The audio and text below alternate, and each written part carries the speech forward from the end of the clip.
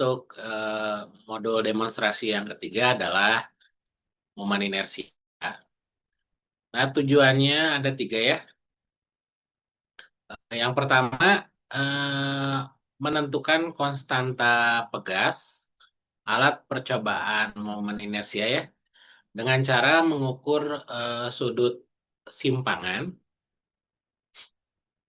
Yang kedua adalah menentukan momen inersia berbagai bentuk benda secara eksperimen dengan cara mengukur periode osilasi benda ya. Dan yang ketiga, menguji keberlakuan dalil sumbu sejajar ya. Nah, untuk penjelasan teori, nanti kalau misalnya untuk diulang, silakan di scan ya QR code ini ya. Nah, momen inersia itu apa? Momen inersia itu adalah kecenderungan atau tingkat kesukaran benda ya untuk bergerak secara rotasi jika diberi momen gaya ya. Nah, makin besar nilai momen inersia, maka benda tersebut makin sulit untuk bergerak rotasi. Nah, momen inersia ini berbeda dengan momen inersia yang kalian pelajari di sipil. Jadi ini momen inersianya momen inersia massa, sedangkan yang di sipil itu adalah momen inersia luas ya. Satuannya juga beda ya. Yang di sipil itu adalah meter pangkat 4, sedangkan ini satuannya kilogram meter kuadrat. Oke, dilanjut lagi ya. Benda jika memiliki momen inersia I, jika diletakkan pada pegas torsi ya dan disimpangkan, nanti akan memenuhi persamaan ini ya. T sama dengan 2pi akar I per K. Di mana T itu adalah periode, satuannya adalah second. I adalah momen inersia dari benda, satuannya kilogram meter kuadrat. Sedangkan K adalah konstanta pegas torsional ya. Nah, konstanta pegas ini yang digunakan bukan pegas linier, tapi pegasnya yang bentuknya itu seperti obat nyamuk ya, eh, terlihat seperti spiral ya. Nah, untuk percobaan momen inersia ini untuk menentukan besar dari konstanta pegas, nanti ini dicari terlebih dahulu ya, menggunakan persamaan momen gaya sama dengan k theta. Dengan momen gaya ini satuannya adalah Newton meter, sedangkan theta adalah sudut simpangan. Nanti satuannya adalah derajat, lalu kemudian diubah menjadi radian ya. Nah, yang perlu diingat, satu radian itu adalah 57,3 derajat. Nah, nanti ini dari persamaan satu ya, bisa diubah menjadi persamaan 3 dengan cara dikuadratkan bagian kedua ruas ya. Nanti didapat bahwa untuk alat momen inersia ini punya nilai momen inersia yaitu ini ya, I0 sama dengan K dikali T0 kuadrat dibagi 4pi kuadrat. Nah, jadi untuk mendapatkan I0 ini nanti ada di bagian pertanyaan. Nilai K dan T0-nya itu harus benar terlebih dahulu ya. Nah, untuk V kuadratnya nanti digunakan 3,14. Nah, lalu untuk mendapatkan nilai momen inersia berbagai alat, berbagai benda, nah bisa kalian gunakan persamaan yang nomor 5 ya, yang ini. I sama dengan dalam kurung T kuadrat dibagi T0 kuadrat dikurangi 1 kali I0.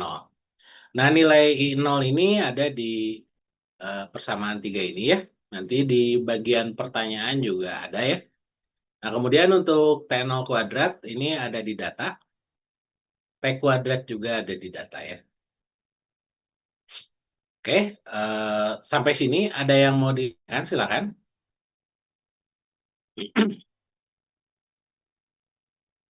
Cukup, Pak. Oke ya. Oke, kita lanjut. Nah, untuk nomor 4, ini ada sedikit koreksi ya, supaya tidak tertukar. Nah, ini jelaskan yang dimaksud dengan konstanta pegas torsional.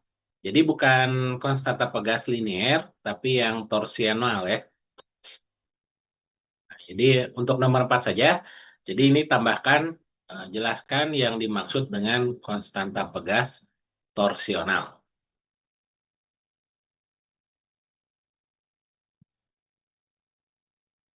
Nah, kemudian ini untuk yang bagian alat dan bahan. Nah, yang saya tunjuk ini adalah alat momen inersia. Kemudian yang nomor 2 ini adalah pencacah waktu. Nah, yang di sini ini adalah gerbang cahaya. Di sini ada sensor menggunakan gelombang inframerah dan ada berbagai benda-benda ya. Nanti disimpan di atas ini untuk di eh, rotasi ya, diputar. Mulai dari silinder kayu pejal, silinder berongga, bola kayu pejal. Nah, ini untuk silinder kayu yang ini. Silinder berongga di bawah bola ini ya, ini silinder berongga. Ini bola kayu pejal. Nah, ini untuk piringan bola logam berlubang. Nah, ini silinder pejal sorry ya. Nah, ini untuk cakram kayu. Segitiga sama sisi ini ada gambarnya ya. Segi 4 pejal ini dan ini segi 6 pejal. Kemudian untuk yang ini seperti biasa dikosongkan saja. Nah, untuk bagian S1 ini datanya nanti akan saya jelaskan di bawah ya. E2 juga ya. Nah, kita lanjut saja ke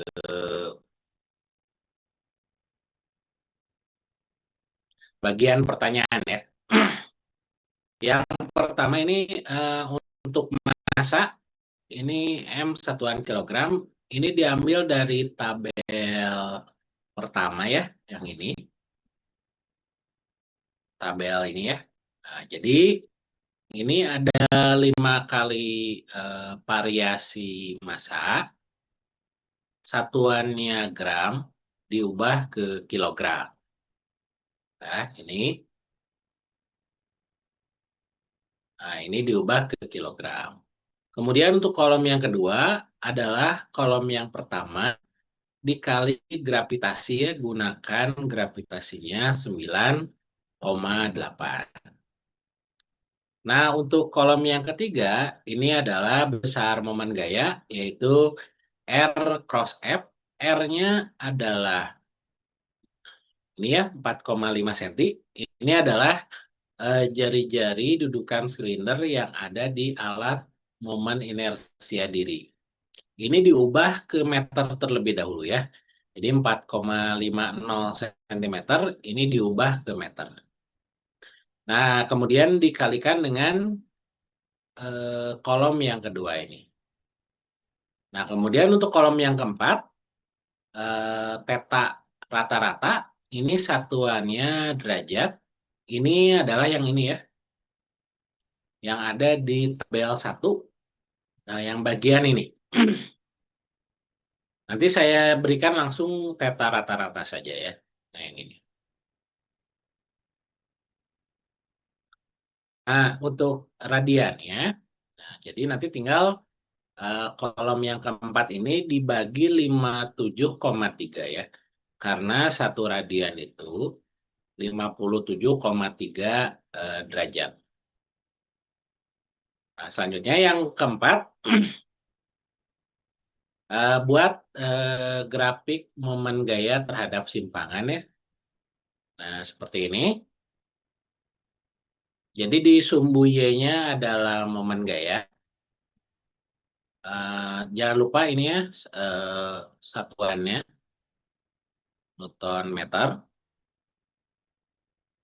Kemudian ini ada peta satuannya adalah radian.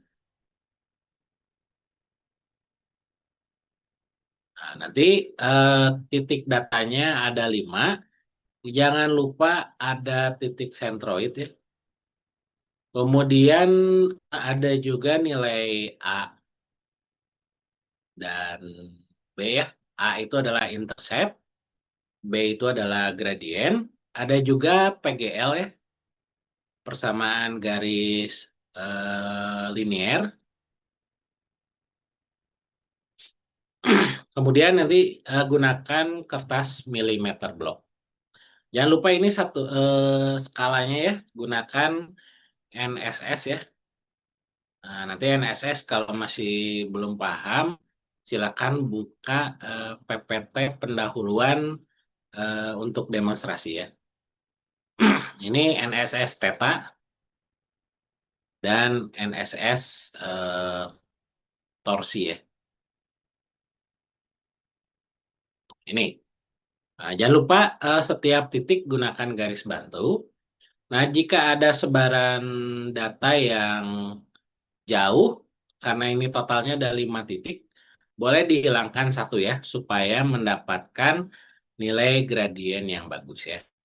Nah, di sini ini nilai yang untuk mendapatkan konstanta pegas. Nah, jadi ini K-nya itu adalah nilai B-nya ya. Jadi ini delta theta dibagi delta, delta torsi dibagi delta theta. Nah, kalau yang nomor 5B, ini silakan gunakan kalkulator saja ya. Nah, untuk yang nomor 2, untuk mendapatkan nilai K, ini gunakan I ya. Ini sama dengan nilai K. Nah, K-nya itu pakai yang 5B saja. Nah, ini kali T0 kuadrat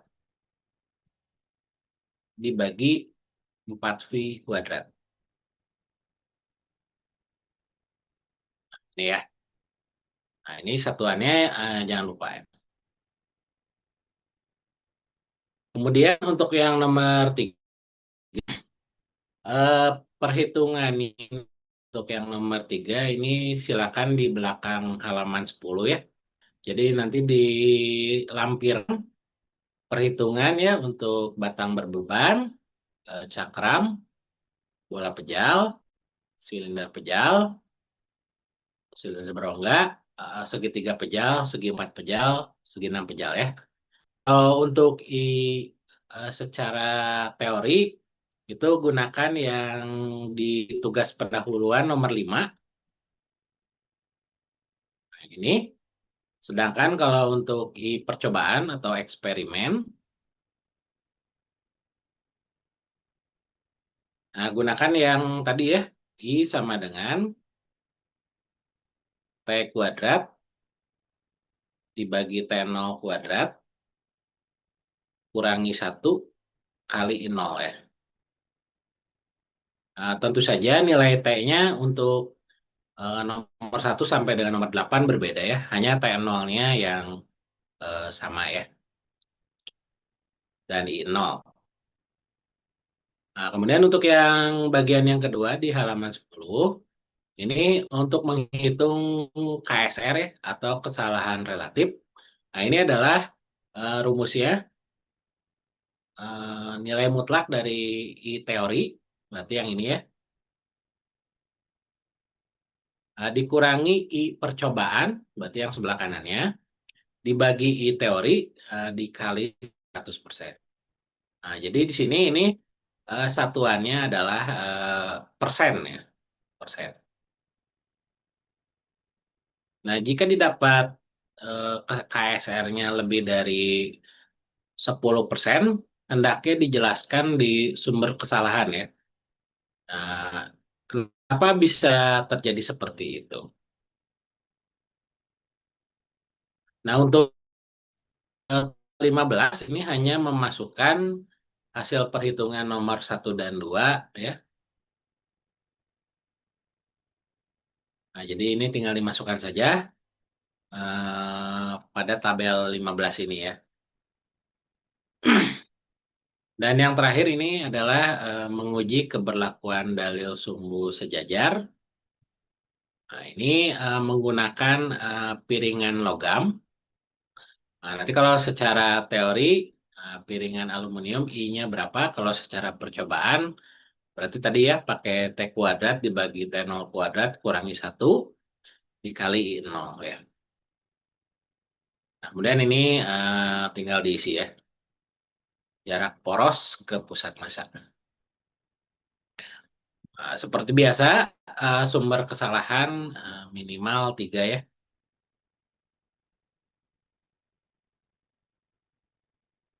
Yang pertama ini adalah eh, ini ya. Persamaan osilasi ini berlaku yang ini ya. T sama dengan 2pi akar I per K ini berlaku kalau ini osilasinya harmonik ya. Osilasi harmonik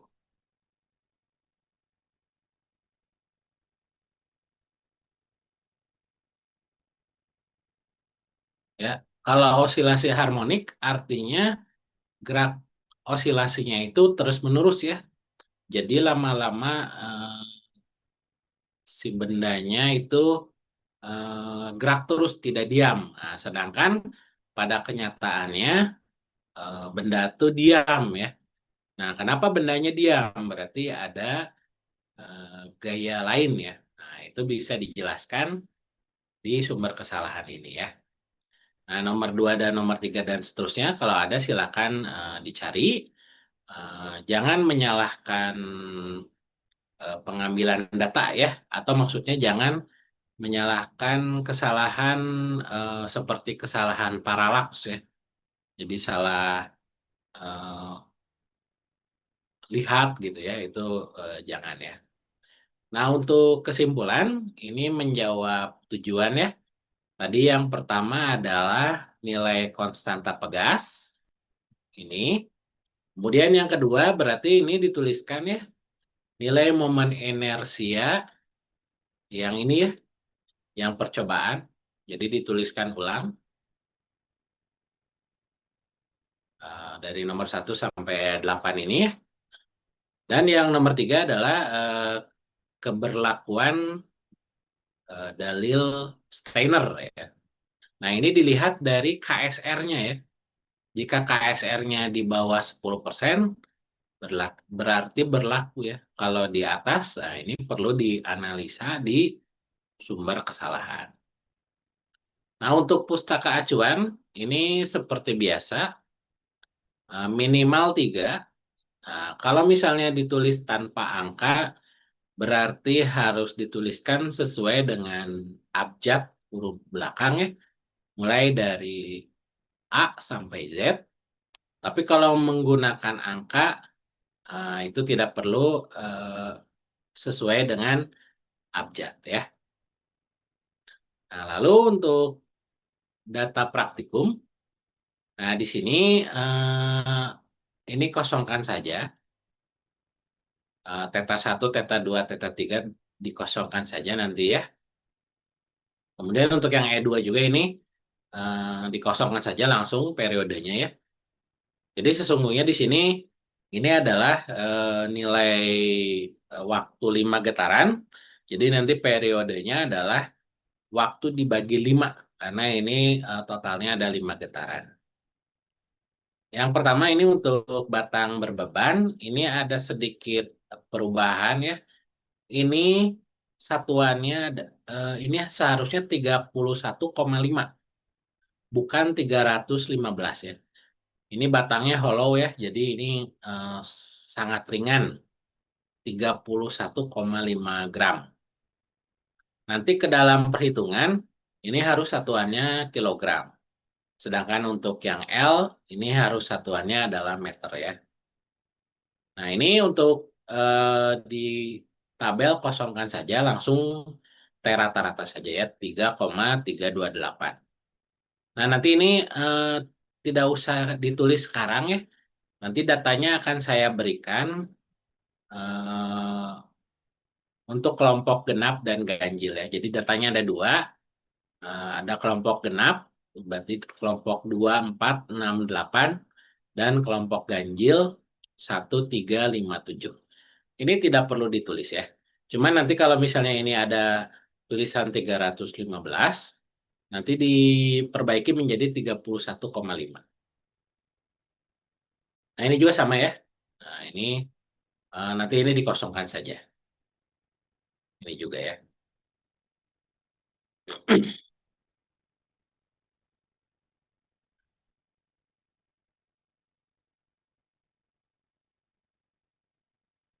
Nah, oke ya. Eh, Sebelum saya tugaskan ya untuk melihat video. Videonya ini ya, ada satu, dua, tiga, tiga, empat, lima, lima ya. Nah, oh, ada enam ya, ada enam. Nah, silakan nanti videonya di scan ya QR code ini. Nah, nanti eh, seperti biasa pengumpulannya adalah Minggu Senin depan sebelum jam 7 ya. Jadi kalau lewat jam 7 ada pengurangan nilai maksimal 10% dari total ya.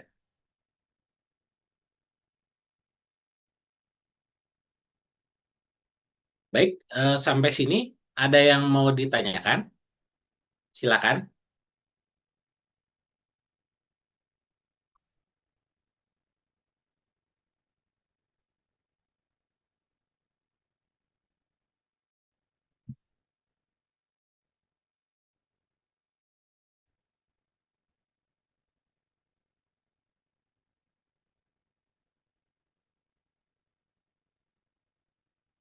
Tidak ada yang ditanyakan?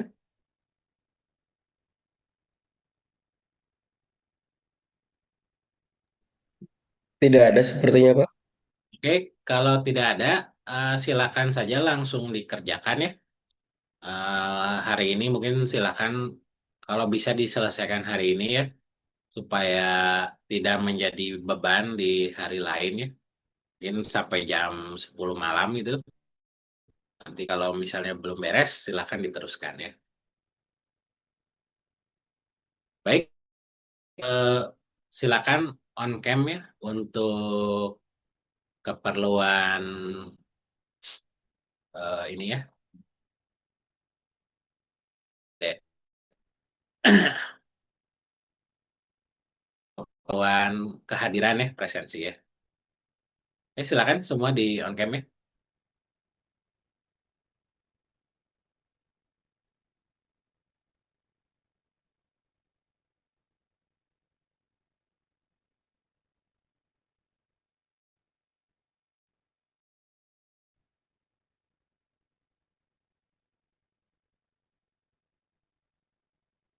Baik,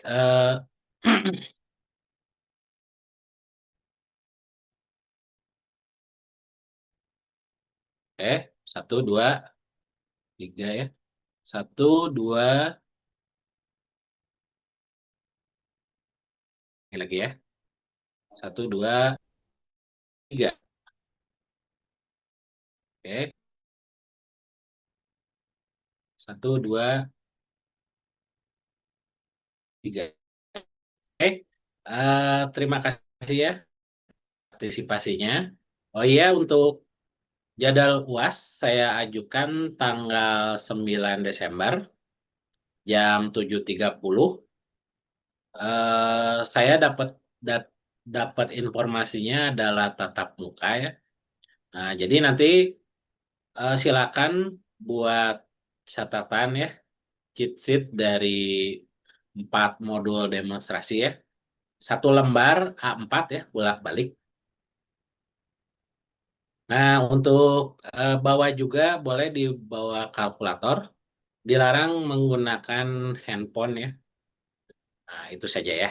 Nah, paling ya. Nah, untuk tipe soalnya adalah PG ya, 25 soal. Kalau benar nilainya adalah 4, kalau salah -1, tidak diisi 0 ya. Nah, itu saja yang bisa saya sampaikan. Assalamualaikum warahmatullahi wabarakatuh. Waalaikumsalam. Waalaikumsalam. Terima Terima kasih, kasih, Pak. Pak. Ya, sama-sama ya.